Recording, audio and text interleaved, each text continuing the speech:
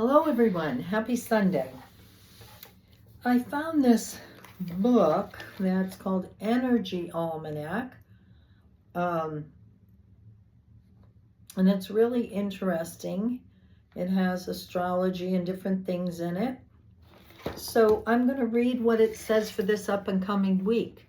The last week of June starts gently under the rebel with a cause Aquarian moon. Enjoy leaning into your intuition on Monday and Tuesday. On Wednesday, Mercury in Cancer has you feeling into ideas concerning your decisiveness and deservingness. You may have sudden inspirations about why you feel the way you do and can put plans into place that will benefit you. Thursday through Sunday, Venus in Cancer will skip across the cosmos with Mars. They form a sextile. They are both stimulated and happy to cooperate. Sextiles are good. People like those. Mars is currently engaged with your personal resources, while Venus is deeply planted in the empathetic sign of Cancer. Together, these two encourage new ways to serve your own well-being. Honor yourself with kind thoughts, feed yourself with the best foods, nurture your own self-worth over the next few days, and expect some personal growth. Wow. It says the gift and shadow this week concerns our ability to know what to focus our time and attention on. In the shadow, this can feel like ADD when we have a feeling of so much to do that we end up zipping from one thing to another without ever finishing. Sometimes it's the stillness that is called for, a pause before taking action to gain clarity over what the step is. This week, learn that relaxation is a stress reliever, and taking on too much or feeling pushed to do it all creates the stress. Wow, that's a big one. Well, thank you. All right. I hope you had a wonderful summer solstice. I hope you did some ritual and to manifest what you love. So we are officially in summer. All right, we're going to go into the cards for the up and coming new week. This is from the Mystical Wisdom card deck, and it's my whimsical deck. I love the pictures on here. They're very whimsical. Dolphins, don't worry, be happy, like the song says.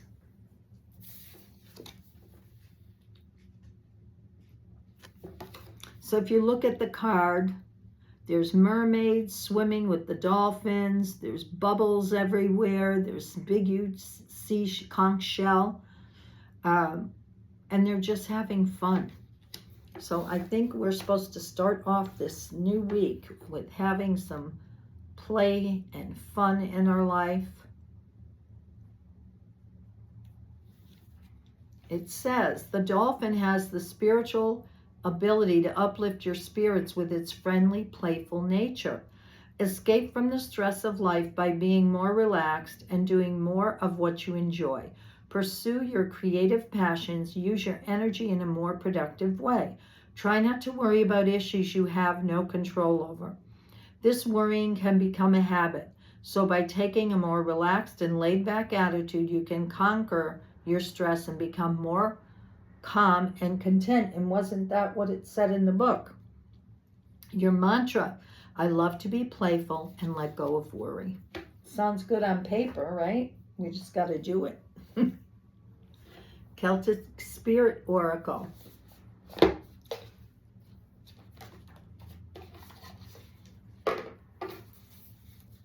All right.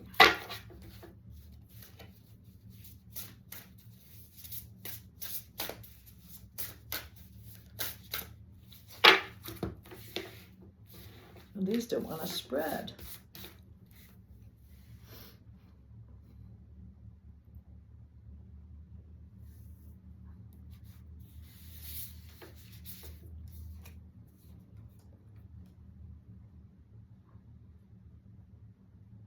Wisdom, power, and transformation. It's got a lot of symbolism on here.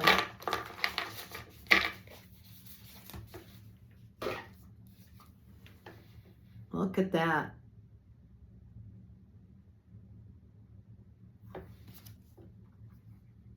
So it looks like it is an owl. It has the Celtic symbol on here. It's got the quarter moon. It's got flowers. It's got herbs. It's got everything on this. Let's see what that means. How about that? I opened right to it.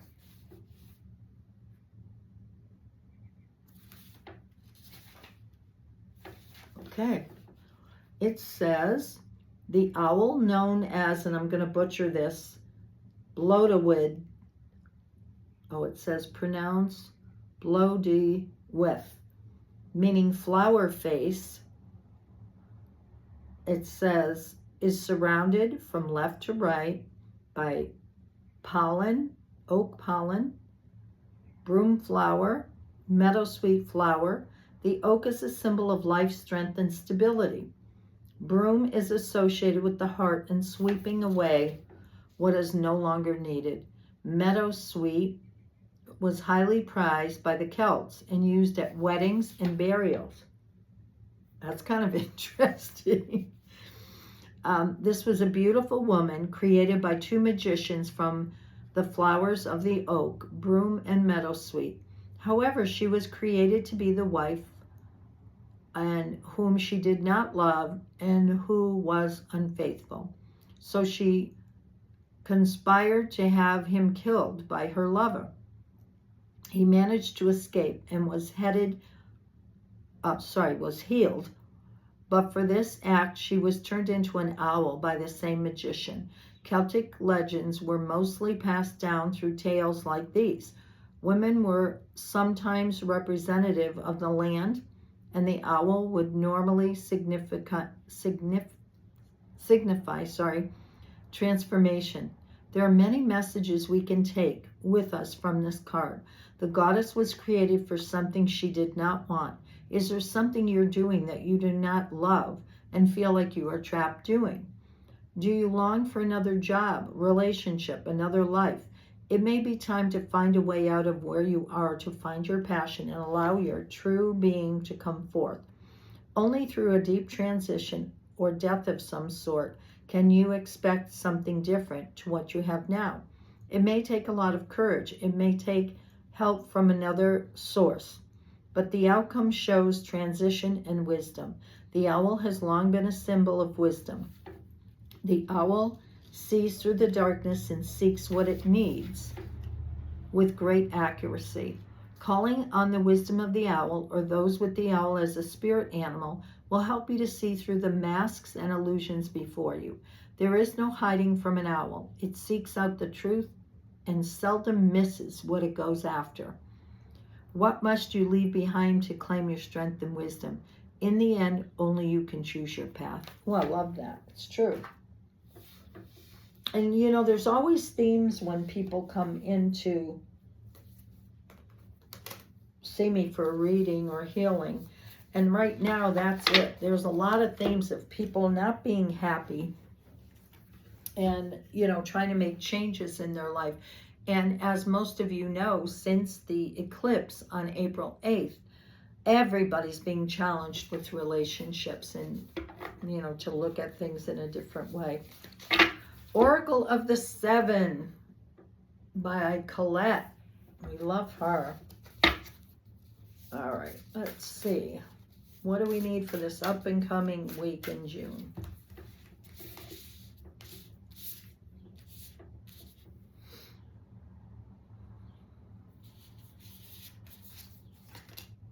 The land between. And it's interesting because on the picture, there's like a big gap from one side of the mountain or whatever to the other. And there's bridges that have put something else in the center to connect the two sides. So that's very interesting.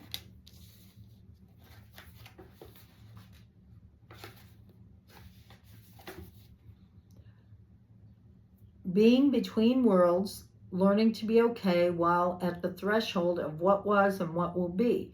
A time of waiting and evolving. Gray areas, something essential yet still in development. Metamorphosis. And wasn't that what I was just talking about? It's like I can feel something coming, but it's not in form yet.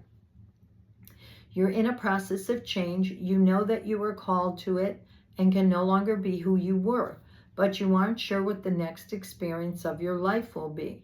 You are in between what was and what could be in a pupal stage, like during the metamorphosis of a caterpillar into the butterfly.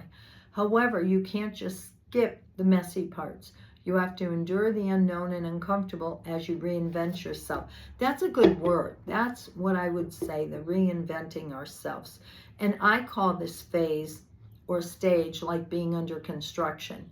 You know, you've torn down the old house and you don't know if you're building a high rise, a garrison, a ranch. So you're just kind of having to be with it. The thing is, you're not quite there yet. You have one foot in the past, even if you're ready to shed the old version of yourself and become something new. You must start redefining who you are in the context of your question. What do you believe is possible when you get to the next place? Can you explore this stage of your evolution to get to know yourself better? The process in between worlds is where things get really interesting. You learn how to manage your fear, how to stay present in the now, how to see in the dark. You absorb the lessons offered to you with grace because you can't go any faster.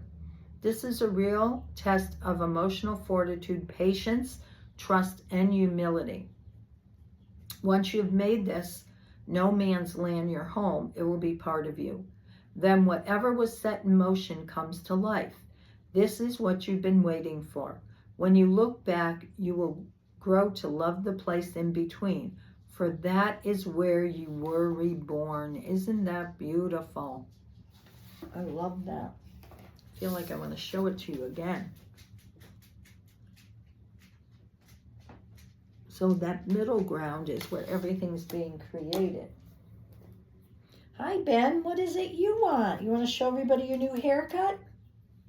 My dog is coming in. I know I've got my cards where you normally sit, so people can't see you right now. All right, Sword of Light Oracle, Archangel Michael's deck. He's just staring at me. Open up to your spiritual gifts. This person looks like they're just receiving. And we always know that the birds are messengers from spirit. Remember that your true nature is spiritual, not physical. The angels are sending you messages to guide your soul's growth. Your divine gifts are growing in magical ways right now as you focus on enhancing your ability to see, hear, feel, or just know the messages from spirit. The frequency and accuracy of those messages will astound you. Give gratitude to the angels for speaking to you very clearly. It says thank them for presenting you with visual signs, powerful feelings, or inspirational thoughts that bring clarity to your situation. The more you do so, the more messages you'll be able to discern around you.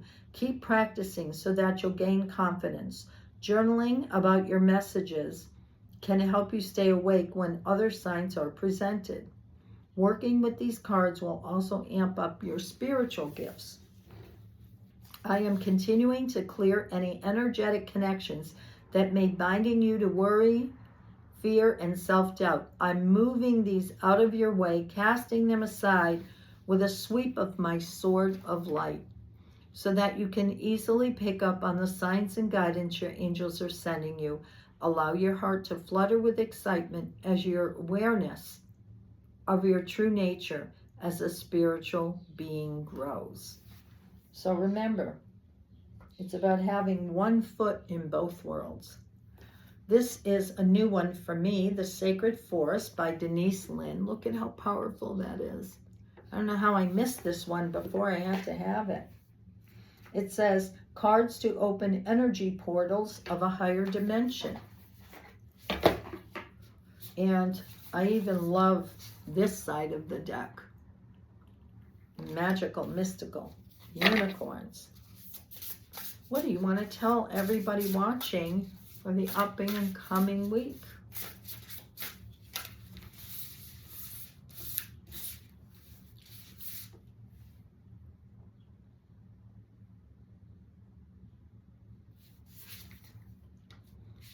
Starry Night, acceptance.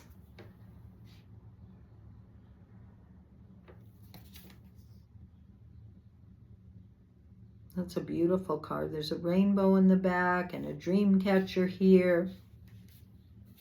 Beautiful. Acceptance is a hard one. Many of us have a hard time accepting what is, and we always want to change things. But once we accept it is when things change. You know that you have a place on the planet that is unique and remarkable. Allow blessings of the Creator to cascade into your being. You are so very worthy of this grace and so much more. Embrace all parts of yourself.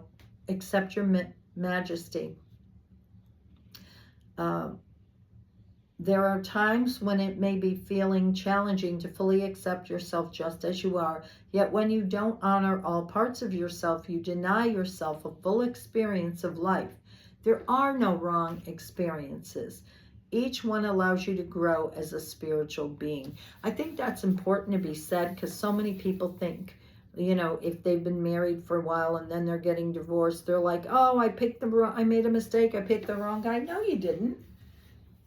When you married him, that's where you were at. Maybe you had a contract to have children with him. You don't know. Not all our contracts are forever and always. Some people say that they can never accept the dark deeds that have been done on this planet. There is no need to do so. Some things are just wrong. However, in order to bring more light into the world, you must first accept yourself in all your permeations. What you deny in yourself runs your life. The more you accept yourself, the more fulfillment and life force energy you will have. The spirit of the Starry Night says, embrace your inner knowing. Accept your life in all of its configurations. Every moment has profound value, even if it doesn't seem like it. Forgive yourself and others and accept all that life has provided, and harmony will ensue. That's a big one. Surrender and acceptance kind of go hand in hand, I think. And I really love that. On the times where I've really been able to let go, another path opens up, or I see a way where I didn't see one before. And once you accept things, you no longer have the judgment on someone or something. It's like, okay. And when someone shows you who they are, believe them on both ends of the spectrum. So, very interesting week we're going to have. Remember to play, call on the owl, know you're under construction, you've got the gifts that you have to see you through, and accept what is. Because we can never change something till we accept it first. Thank you so much for spending a little time with me on your precious Sunday morning having coffee. I so appreciate it. Have a magnificent week.